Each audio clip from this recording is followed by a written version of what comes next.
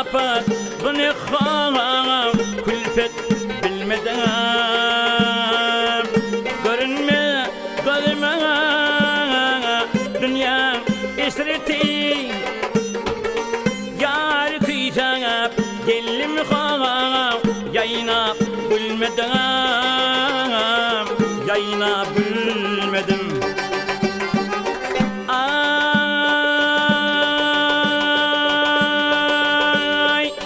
aydım bileni iğnemi yaktıyacak ana aydım bileni uzak anan giderin yine humayımı ağlı gözünü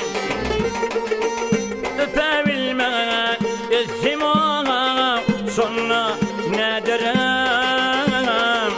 sonra ne derim yine humayımı ağlı gözünü öpebilmem ezim ona sonra ne derim sonra ne derim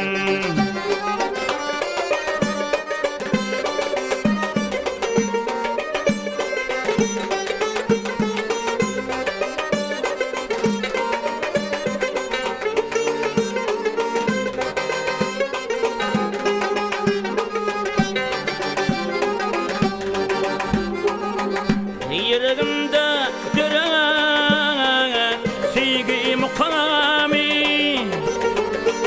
kapıyla ben bolar gören yalnızlar gözü peyva melek doğanna bu intizar didam gülüm gören gülüm görür ay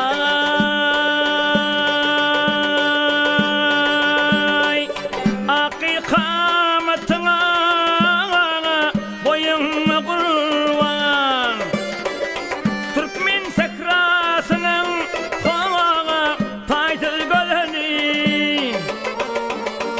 yüreğime nur saçan değil rayına kurban sana baş eyledim